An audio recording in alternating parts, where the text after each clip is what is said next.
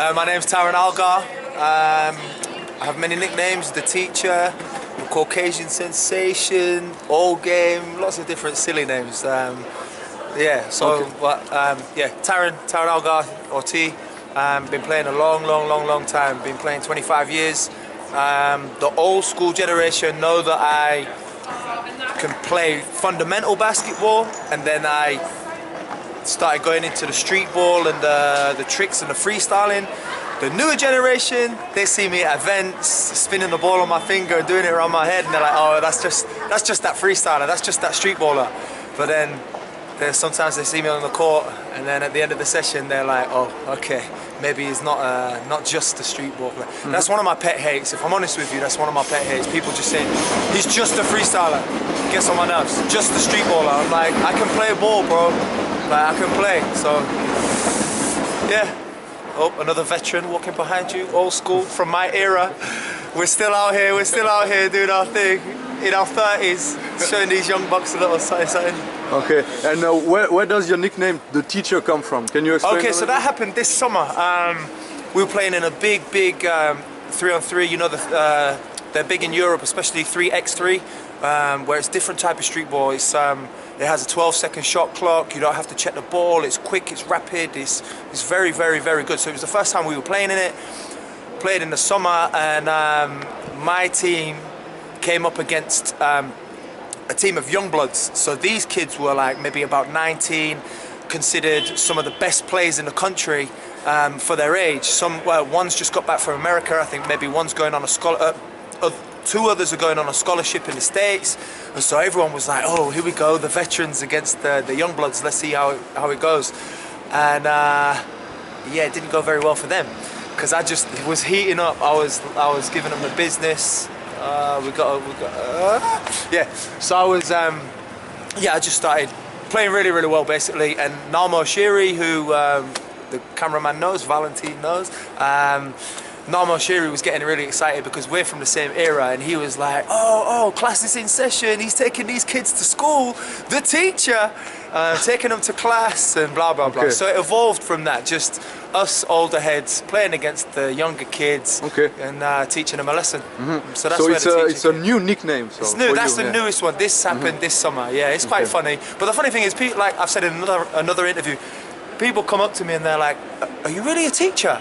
I'm like, no, like that's just from the course, like, yeah. Yeah, okay. And I saw you playing for the first time tonight, and your game really reminds me of White Chocolate, Randy Gill from, not Jason Williams. All right.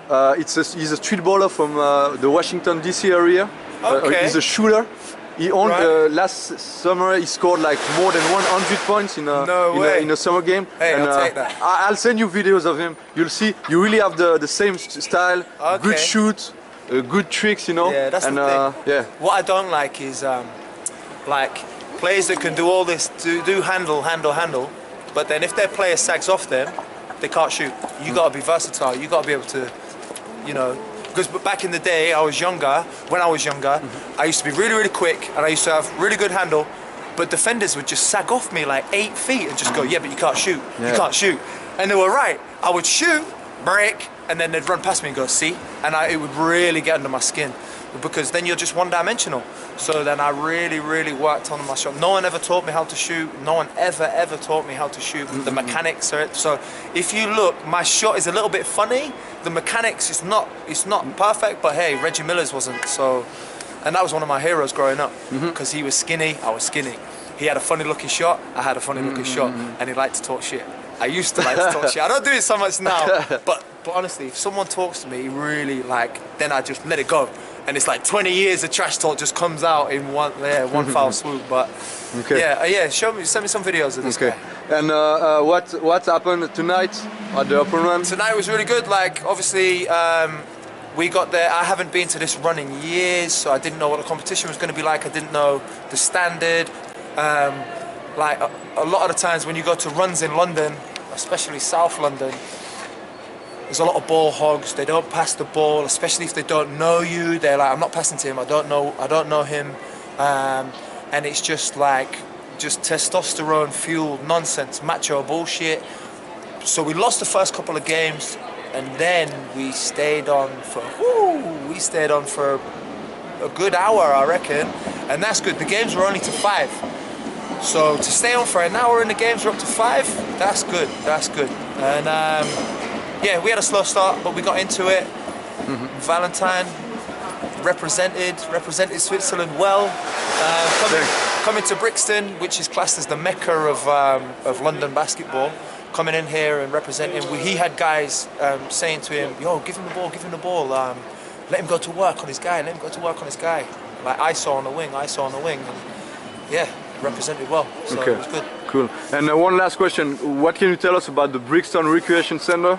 Like I said, this is classed as the mecca of London basketball because Luol, Deng. Yeah, it is. See, we got a dude in the background going. It is. So Luol Deng actually used to play for Brixton Top Cats back in the day when he was a younger head. He used to, and a little story for you here. He used to live actually quite far away, and he used to run to the training sessions, train and run back. That's Luol Deng. When he was a little kid, who came over from Sudan. And obviously he had talent, and Jimmy Rogers, the godfather of Brixton Top Cats, the main man, he took him under his wing. And then he went over to Blair Academy, I think it was. Yeah, and then played in the States, and then the rest is history. Now you see him with the Lakers doing his thing, and he's playing really well. And he always comes back. He puts on a thing called the Deng camp. And that's a really big camp, and it's the top 50 best players, young players in the country.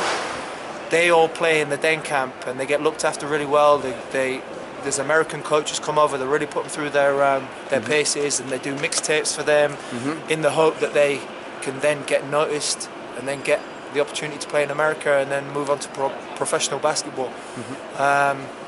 But yeah, this play, Michael Jordan came down here in maybe his rookie year or something like that, I'm not sure. It was the 80s, wearing the short shorts. He had a little bit of hair, so you know that's a long time ago. And he was here. It's on YouTube if you search it good enough. Yeah, Michael Jordan came here, did a little camp, played, scrimmaged with the guys, dunking, doing the mad moves, like. Yeah, so this place is a mecca. It's had a lot of very good players through here. Justin Robinson being one of them. He's played for GB. He plays pro in maybe Greece. Ogo, another guy, Brixton, plays pro, I think also in Greece maybe. I'm not sure, Cyprus maybe, I'm not sure. A lot of very good players have been through here. There's a legendary tournament which you can find on YouTube called Rough and Ready. If you YouTube Rough and Ready Brixton Rec, you'll see footage of legends playing back in the day. Yeah, so that's a little bit of history about Brixton Rec. Okay, I just want to give a shout out to Valentine Jackery, aka Jack, came to Brixton Rec London and represented very well. Thanks a lot, the teacher. It was an honor to meet you and to play with you at Brixton Recreation Centre. It's the first time we play together, but not the last time. Not the last time, bro. Okay. All right. Thanks a lot. All right.